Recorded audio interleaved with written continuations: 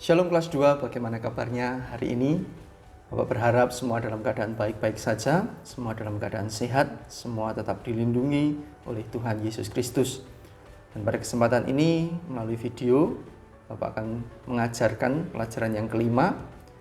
Biarlah Tuhan tetap memberkati kita di hari ini. Oleh karena itu, sebelum kita akan memulai belajar kita, mari kita berdoa terlebih dahulu.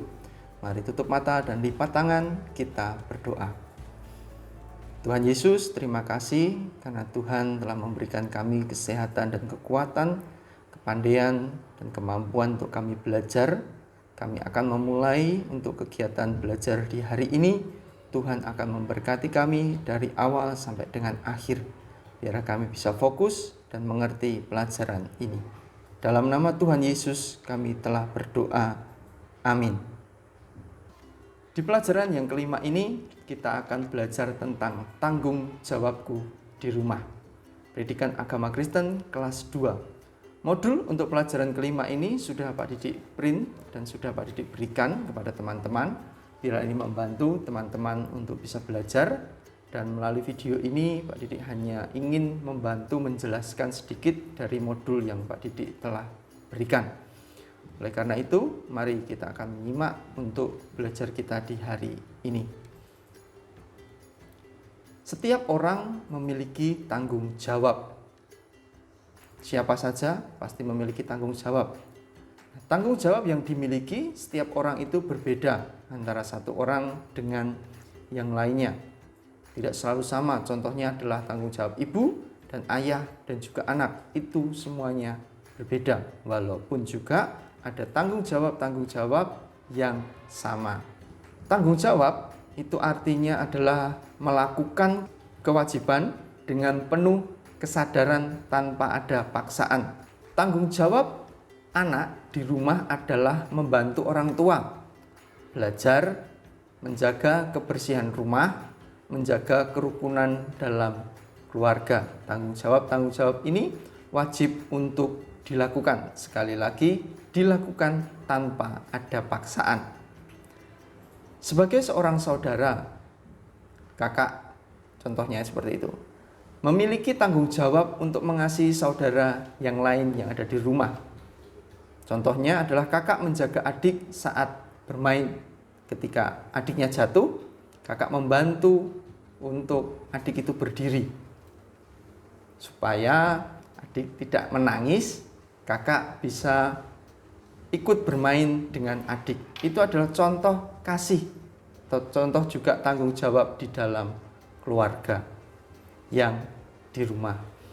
Sikap tanggung jawab yang harus dibiasakan sejak kecil ini bertujuan agar seorang anak menjadi pribadi yang mandiri, tertib, disiplin, dan bertanggung jawab terhadap setiap tugas yang diberikan. Jadi jangan mengeluh ketika ada tanggung jawab yang sudah diberikan sejak teman-teman itu masih kecil. Karena melalui tanggung jawab itu kita akan menjadi seorang yang mandiri, bisa melakukan tugas dan tanggung jawab itu dengan baik. Kita bisa menjadi orang yang tertib, disiplin, memiliki waktu dan jadwal untuk melakukan tugas-tugas itu dengan baik. Nah, Tuhan Yesus memberikan pengajaran tentang tanggung jawab ini melalui perumpamaan dua orang anak. Kemarin teman-teman sudah belajar mengenai perumpamaan ini. Pak Didik kembali menjelaskan, yaitu dari perumpamaan itu mengajarkan tentang seorang anak bungsu yang menolak kewajiban membantu orang tuanya. Namun, dia menyesal kemudian melakukan perintah orang tuanya. Ketika orang tuanya meminta dia untuk pergi ke kebun anggur, dia sebenarnya menolak, aku tidak mau. Tetapi di tengah perjalanan ketika dia pergi, dia kembali kepada perintah ayahnya, yaitu pergi ke kebun anggur.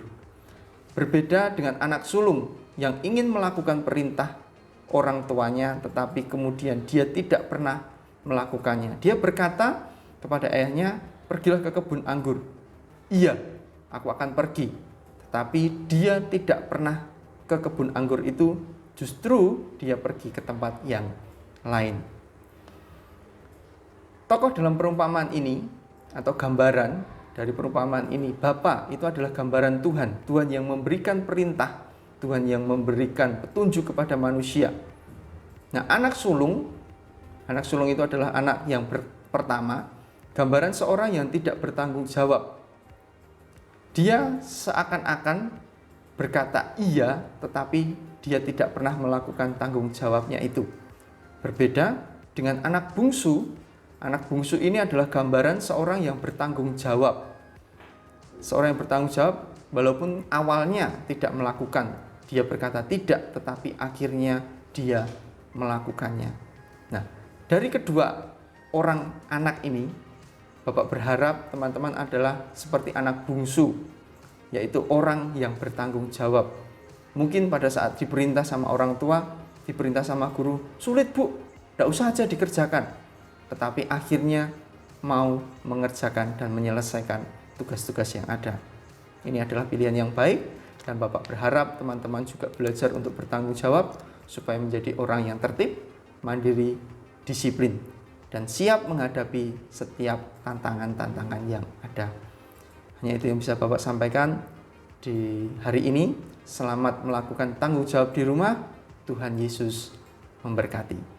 Mari kita akan mengakhiri untuk pelajaran di hari ini. Kita akan berdoa. Sekali lagi silakan tutup mata, lipat tangan, kita akan berdoa. Tuhan Yesus, terima kasih karena telah memberkati pelajaran hari ini. Biarlah kegiatan kami selanjutnya Tuhan yang akan menolong dan melindungi selalu, sehingga kami selamat. Di dalam nama Tuhan Yesus kami telah berdoa. Amin.